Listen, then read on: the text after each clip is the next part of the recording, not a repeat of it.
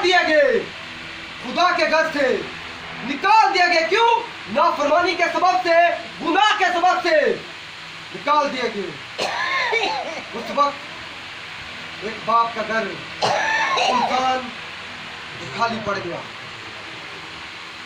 जिस घर में आदम की आवाज गूंजती थी, जिस घर में उसकी बेटी हवा की आवाज गूंजती थी, वो ना खुदा बाप ने सुन ना सका वो बात।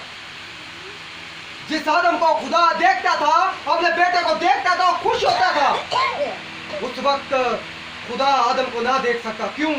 क्योंकि खुदा की आंख पाक है, बदी को देख नहीं सकती। निकाल दिए गए, आदम से निकाल दिए गए। ऐसे ही हम अपनी बेटी की आवाज सुनते थे, कोई फोन के जरिए सुनता था।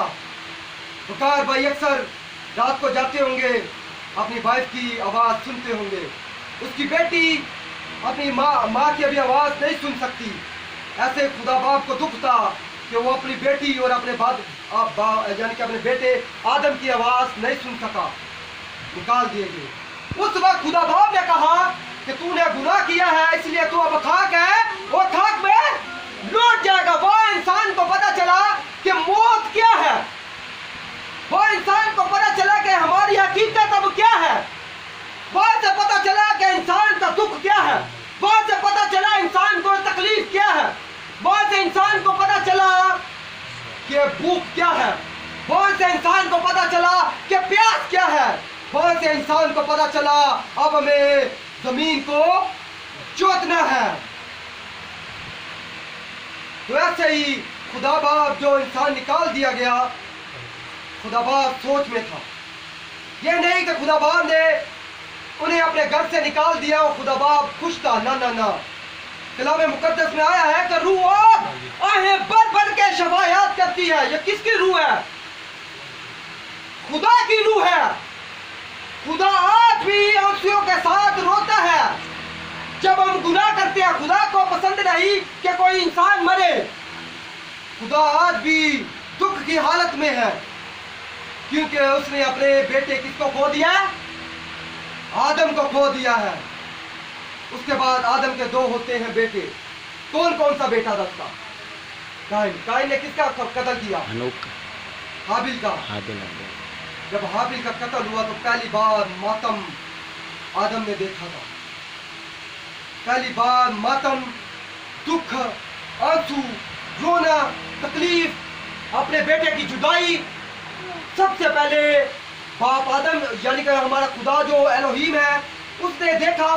फिर उसके बेटे, जब उसके बेटे का बेटा मरा, जिसे कहते हैं हाबिल, वो जब मरा तो उसे पता चला कि मातम क्या है, दुख क्या है। वह खुदा जो जिसने बागेदन की जमीन से इंसान को निकाला था, वो भी तक सोच में है। अब क्या किया जाए, क्या किया जाए? 4400 साल गुजर जाने के बाद मत्ती के अंजील में एक कवारी से पैदा होता है। कौन? यीशु। खुदा बाप ने इंसान को छोड़ नहीं दिया। खुदा बाप इंसान को दोबारा जिस जगह से वो निकाल दिए गए, उस जगह में वापस लेने के लिए उसने इंतजाम किया। उसने अपने बेटे का, अपनी बेटी का, यानी कुल इंसानियत का, उसने जिस जगह से वो निकाल दिए गए, दोबारा वापस लाने का इंतजाम किया। छोड़ नहीं दिया। ऐसा दुख, ऐसा दर्द। हालांकि खुदा खुदा है, वो एक गंध के लोथड़े को चाहता था, छोड़ सकता था, मगर उसने एक गंध के लोथड़े से मोहब्बत रखी है। इसलिए यूहन्ना की इंजील में लिखा है कि खुदा ने दुनिया से ऐसी मोहब्बत रखी कि उसने अपना एक लौता बेटा बख्श दिया। यीशु को आना पड़ा दुनिया में इंसान को बचाने के लिए। यीशु भी रोता है जब उसका कोई अजीज जुदा हो जाता है। कहां पर लिखा है? मेरे साथ निकालिएगा जरा। यूहन्ना की इंजील उसका 11वां बाब, लाजर के मौत के वक्त, 11वां बाब उसकी 35वीं आयत। यीशु के आंसू बहने लगे। लाजर यीशु का क्या था? दोस्त था। और जब लाजर मरा तो लाजर जब उनके घर पे जाते हैं, उनकी बहनों को, उनके घराने को तसल्ली देने, तो लाजर को ये हाल देखकर यीशु के आंसू निकल पड़े।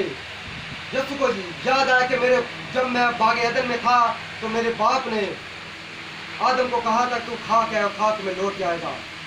तो यीशु को याद आया कि ये वो वक्त आया कि खाक है, मेरा दोस्त भी खाक का और खाक में लौट गया। उस वक्त यीशु जार जार रोया।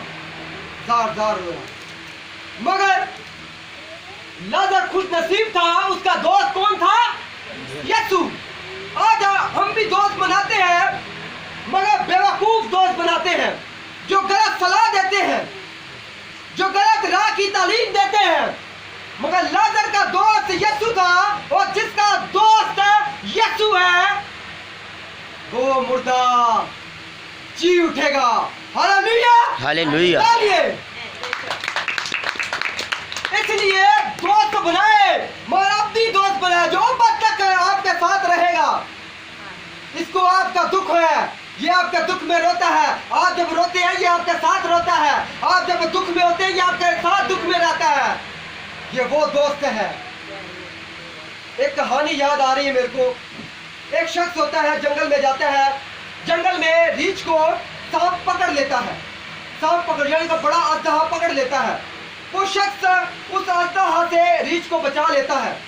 जब रीछ को बचा लेता है तो रीछ उसके साथ साथ घूमना शुरू कर देता है। एक दिन वो शख्स और रीछ साथ बैठे मछलियां पकड़ रहे होते हैं। एक शख्स आता है, कहता है कि मियाँ ये क्या कर रहा है, ये रीछ बेवकूफ एक दिन तुझे मरवा डालेगा।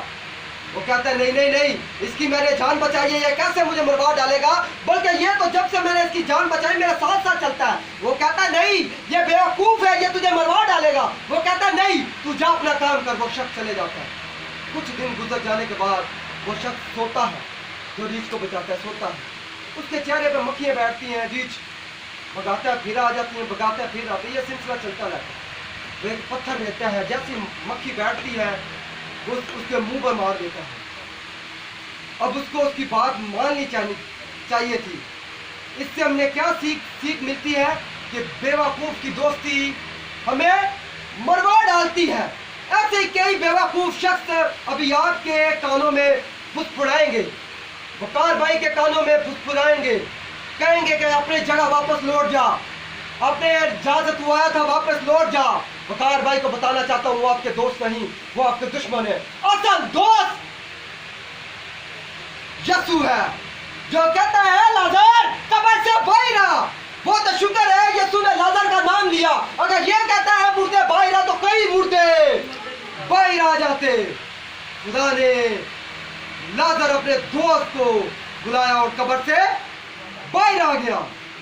ऐसे यीशु जब रुए जमीन पर था, कई दुख की हालत में थे, कई गुनाह के सबब से अंधे थे, उनका अंधापन दूर किया।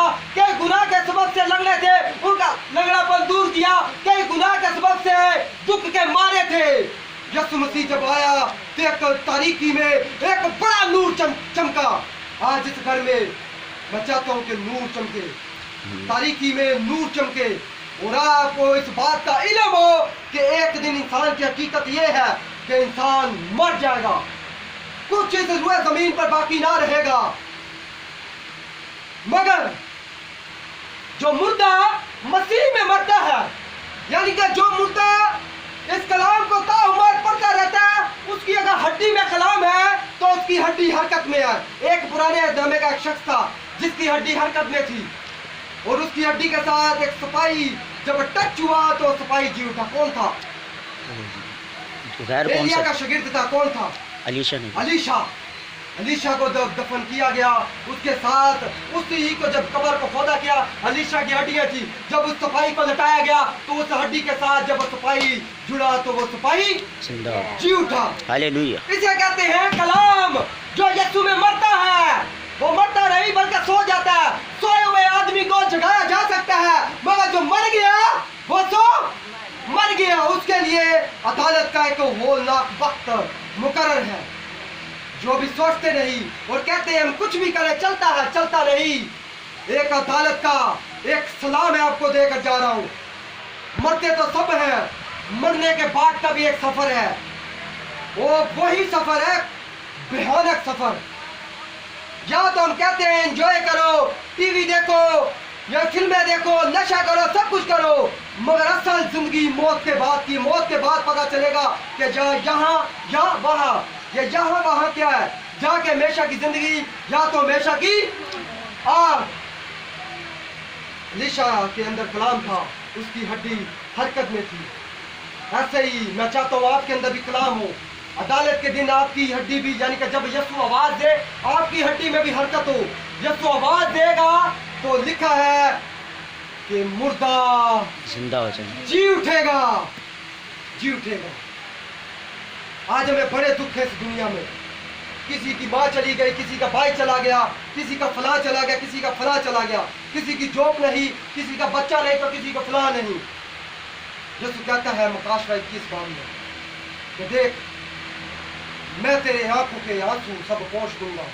उस वक्त तू मेरा बेटा होगा और मैं तेरा बाप होगा। हमारे आंसू कुछ लोग पूछते हैं, मगर कुछ वक्त के लिए, कुछ वक्त के लिए आंसू पूछते हैं, कुछ वक्त के लिए हमें तसल्ली दी जाती है, मगर हमेशा की तसल्ली यीशु के बाद है। यीशु कहता है एक दिन बेटा तेरी माँ तुझे छोड़ जाएगी, तेरा भाई तुझे छोड़ जाएगा।